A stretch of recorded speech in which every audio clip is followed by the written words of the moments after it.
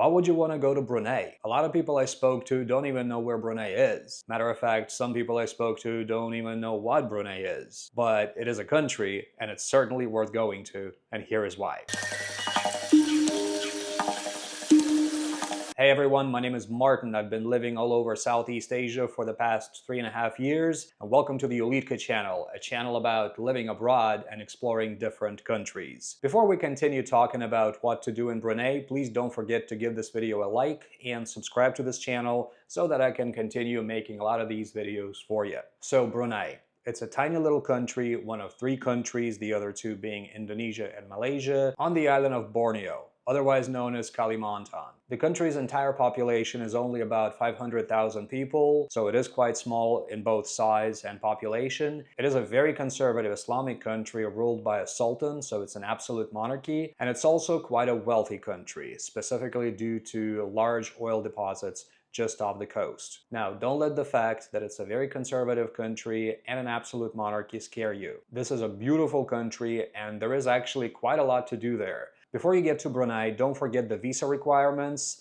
If you don't need a visa to this country, you still need to fill out an arrival card on this website, INRS. You first make an account there and fill out your information. Remember that as a conservative country, the laws here are quite strict, so do make sure to follow them. Indicate the dates when you're supposed to arrive, where you're going to stay, and when you're supposed to leave. So all your personal information, which is fairly standard as far as countries' arrival cards go. We arrived to Brunei quite late, so all the car rental offices were closed. I was initially gonna get a car, and because of that, I had to plan accordingly. So instead of driving ourselves to the first place where we're gonna go to, which is the jungle tour, I'll talk about this in just a second, but I arranged it with the tour guide. We rented an Airbnb just a bit out of town, and in order to get to our place, we got a taxi driver.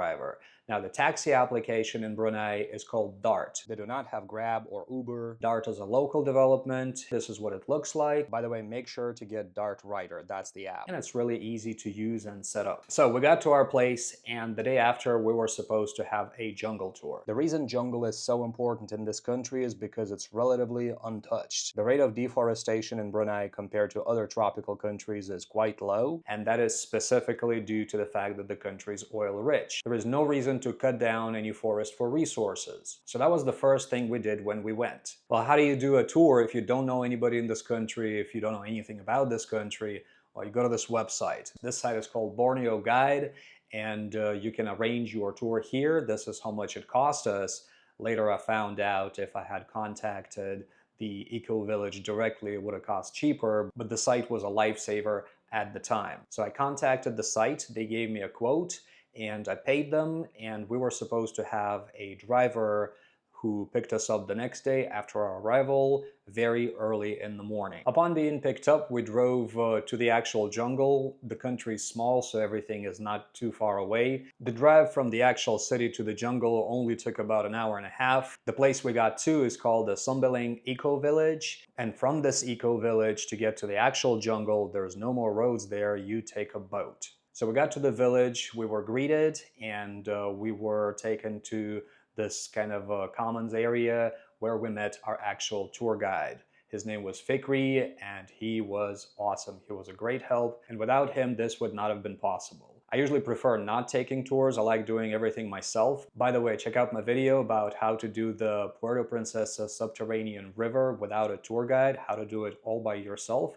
The video is right here. This is how I do things normally. But in this case, this approach would not have been possible specifically because there is no roads there, so you need somebody with a boat who knows the area. So anyway, we got to the village, we met Fikri, and our next step was get on the boat. There was 3 of us. It was me and my wife Masha, plus our friend Mark from Great Britain. So all 3 of us fit in this boat, plus Fikri, plus the boat driver, and off we went. This ride was crazy. I mean, I do realize there is a lot of boats that traverse this river back and forth every day, and these guys basically live this, but I don't know, even though I had this vest on, I wasn't really comfortable in this treacherous river on a motorboat, but obviously everything went fine. We didn't get eaten, although we did have a few moments where the boat driver had to fight the water. This is not a smooth river, so just be aware that It's going to be a fairly bumpy ride, most likely. When we got to our destination, there is a trail that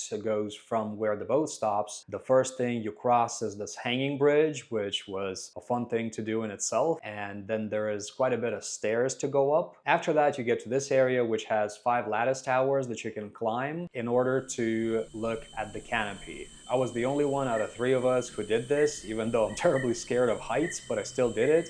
And it was worth it. If you can manage to do it safely, do it. This is an actual jungle. You hear all the birds, all the jungle noises around you. This is kind of what Earth used to be like a long time ago. So after these towers, we went back a bit, and after we didn't go to the Eco Village yet, we had another stop about halfway back, and this other stop required rubber boots because you get off the boat and you follow in this tiny creek to a waterfall. This is quite a pretty waterfall, but that's not even the best part. The best part of this waterfall is that it has these fish that many massage salons in Asia or in Turkey have. They kind of eat, I mean, it sounds a little gross, but they eat dead skin off your feet, and thus they kind of help you exfoliate and refresh your skin. So you kind of get a free cosmetic procedure while you're there. After the waterfall, we went back to the boat and rode the boat back to the Eco Village. And upon arrival, we were fed lunch. We're gonna end up on a YouTube video. You probably are.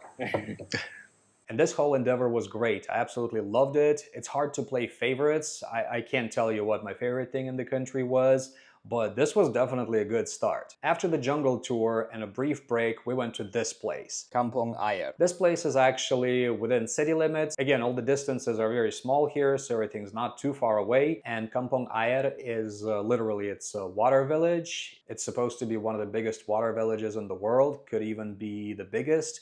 That I'm not so sure about, but it is an interesting spot. I know it's terribly hard to believe, but it is essentially a village on water. You have houses on stilts. It's like really hot right now, but the village is a lot more solid than I thought it would be. It's, you know, the floor is mostly concrete. I would say it's about half concrete and half wood. Some of the wood is a bit shaky, so I wouldn't walk everywhere. But the more public areas and the more upscale areas with houses that look like that behind me are actually really nice, you know? And you get around, you get between houses using these boardwalks. Some of them are made of concrete and are quite stable, yet others have boards, just simply wooden boards. And if you're not used to living like this, if you're not used to walking like this, then it may be a bit scary because it always feels like, what if a board breaks? What if I fall through? And by the way, Brunei does have quite a few crocodiles. So, you know, there is that. Of course, if you do fall through, you will be rescued almost immediately. There's quite a lot of people there and just about everybody has boats. So I don't think you'll be in the water for long, but still, it's better to avoid that. And I honestly don't think that any of those boards would break. But again, if you're not used to walking or living like this, it's quite easy to get paranoid. And we did get a bit scared, especially my wife did. So we didn't spend too much time there. But if you do decide to spend some more time there, be aware that this place is pretty huge and there are even cafes and restaurants there. So if you want to get lunch in the water village, you can. From the water village, you can get a boat to go see the proboscis monkeys. Proboscis monkeys you can only see on Borneo. If people don't know the actual species name, they just call them the big nose monkeys. You can refer to them by either moniker, and what you can do, Fikri actually told us this, is you can motion, you can kind of wave down one of the guys on the boats, and for some money you can ask him to take you to see the monkeys. We basically hired the first random guy we saw, and he was a very nice gentleman. He did take us actually to the water village, and after the water village we agreed with him that he would wait for us, and he took us to see the proboscis monkeys. This is also not far. We actually later found out that where he's taken us is very close to our Airbnb. But still, we would need a boat to get to the actual spot where the monkeys show up. They generally show up around sunset-ish time, like maybe 3-4 p.m. or so, and that's when we went, and we did get to see some. Unfortunately, we didn't get to see any males. Males are the ones with the large noses. Females kind of have this tiny nose, but obviously they all have the same body shape. So long story short, we did get to see the monkeys. We also got to see some crocodiles. As our boat guy told us, the tide was in, so we didn't get to see all these crocs just chilling on the riverbanks, but we did get to see a few in the river. And apparently they do get out of the river, and their favorite food is monkeys. Aside from proboscis monkeys, there are a bunch of regular macaques. Macaques are ubiquitous. You will see a lot of them pretty much no matter which Southeast Asian country you're in. So after this tour, we went back to town and walked around in the evening a bit and went to the night market. Now, if you do walk around the town, be aware that the nightlife in the country is very different. This is an Islamic country, so there's not going to be any alcohol, but there will be coffee shops that are open quite late into the night. And walking around in the evening or at night is super safe. It's probably one of the safest places in the world to be in. So we had no problem whatsoever. We did walk around after dark quite a lot. Going back, as I mentioned, we went to the night market, one of the night markets in Bandar Seri Begawan, which is the capital city of Brunei. At the night market, we saw some other foreign tourists, and I should mention that even though this is a conservative Islamic country, they generally leave the tourists alone. The country doesn't get a whole lot of visitors, I mean, compared to countries like Thailand or Indonesia. You know, Indonesia, of course, is Bali, and Indonesia is huge. So everybody's well aware of the difference between cultures, and while you should be respectful no matter where you are, of course, always be respectful to the locals, to local customs, traditions,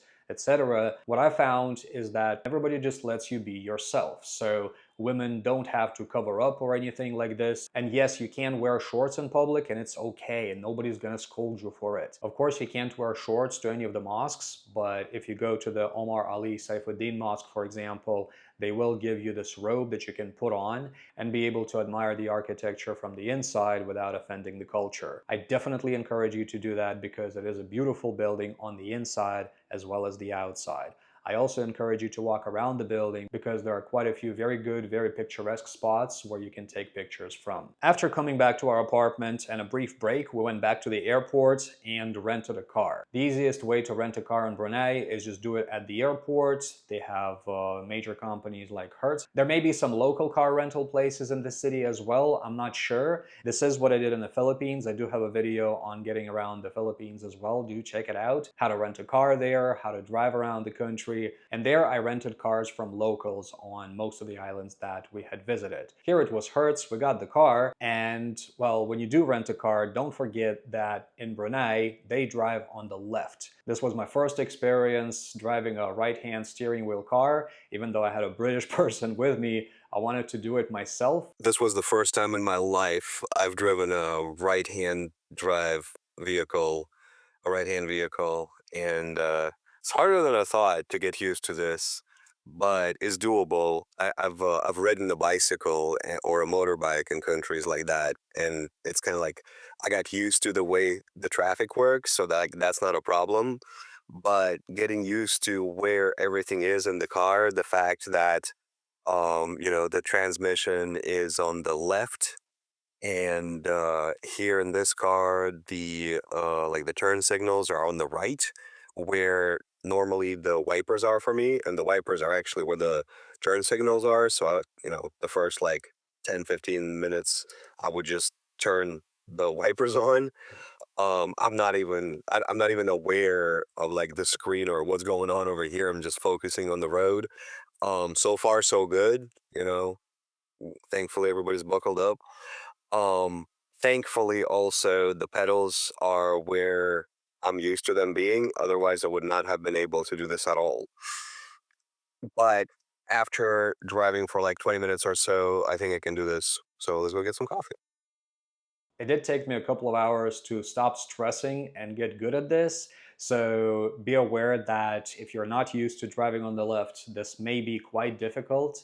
And for some of you, it's better to maybe hire a car, hire a driver, but it was okay. Of course, it helped that I had a British backup with me, but in the end we didn't crash, nobody died, we were safe. So the next day we took our car and we went west. We went to the Billionth barrel monument. This is a monument to the 1 billionth barrel of oil that the country has extracted. It's located right near the beach. The beach itself is not much to speak of. Generally, the beaches in Brunei probably are not the best in Southeast Asia, although there is one spot that's great for beach vacation. And if you absolutely have to stay on the beach in Brunei, do check out this hotel. It's called the Empire Hotel. It is located right on the beach, and this is where foreigners that are looking for a beach vacation usually stay. We lived in Vietnam at the time about 500 meters away from a beach, so I wasn't really interested in yet another beach. And by the way, I have a video about our apartment in Vietnam and how much it cost right here. So do check it out if you're interested in researching the expat and nomad lifestyle. So anyway, going back to the 1 billionth oil barrel monument, we got there and it's basically a row of these stands with a bunch of art dedicated to oil extraction. We did spend some time there. You can see some of the oil rigs in the distance. Plus there was a couple of smaller oil rigs right there on the spot, but other than that, not much to speak of. It's still worth going, especially if you're trying to understand the country you're in, and I certainly don't regret coming here. It is worth seeing. After that, we had some lunch in one of the local restaurants in the nearby town, full of oil workers, of course. We had some traditional local food typical for Indonesia, Malaysia, and Brunei, which is dark kway teow. It's one of my favorite dishes of this cuisine, actually. And after that, we drove a little bit back, but we weren't going home yet. Our destination was yet another jungle. This time we went to Labi. Now you can take a tour to Labi. That website that I mentioned also offers tours to that area, but this time we had a car, so we decided to just kind of do it ourselves. We got to a spot from which you can hike. Yes, Brunei is a very hikeable country, and there are quite a few hiking trails that you can do yourself. Some of them are very challenging, and we didn't know which ones are challenging, which ones are not, so we hit one that was. And of course, it was beautiful, and just the fact that you're hiking in the jungle is really cool. We really did enjoy that. I should mention that the facilities are top-notch. The parking lot, the bathrooms, and everything around was great. Everything was very well taken care of and neat, so we did enjoy being there. After this hike, we went back, and our next stop was the Luagan Lalak, specifically the Lalak Lake. I hope I'm pronouncing this right. Please correct me in the comments if I'm not. So we went to the Lalak Lake, which is very picturesque. It is quite beautiful. There is a lot of boardwalks on the lake that you can take. And what I really liked is that these boardwalks connect multiple towers where you can admire the lake from.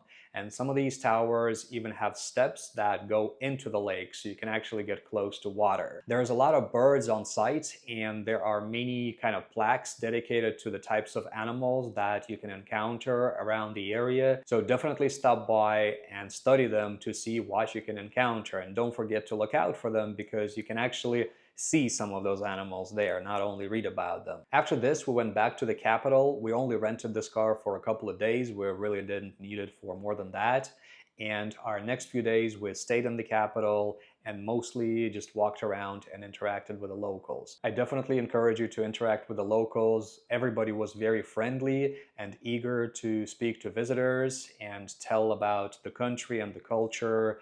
One guy, for example, we met near another grand mosque here. His name is Shaq. He's a very tall gentleman, which is not very typical for this country, but he joined us for dinner a few times, and he even, on our last day, he even saw us off at the airport, which was very sweet of him. Our last couple of days, we mostly stayed in the city and explored the local food scene. There are quite a few good places to eat here. There are a couple of sushi restaurants, but our favorite spot was this Arabic restaurant called Guad Basha, and it had some great meat. We did go to the night market again, but overall I would say that about 4 or 5 days in the country is pretty good. I would actually spend about a week here, because I would be interested in taking another tour to Labi and explore Labi some more. That is one area of the country that I feel I didn't have enough. So you can see there is quite a lot to do in the country, and if the locals tell you that there is not, do not believe them. As a matter of fact, I told some of the Dart drivers who told me that there is not much to see in the country that I disagree, and I even listed how many things we saw, and they were quite surprised. So yes, Brunei is a very cool place to visit, not just because you can show off that I have been to Brunei, but genuinely there are quite a few attractions here that will remain memorable for years to come. So if you like this video, please don't forget to give it a like and subscribe to my channel for a lot more on life abroad, wherever abroad may be for you, and exploring other countries. Thank you very much for watching, and stay nomad.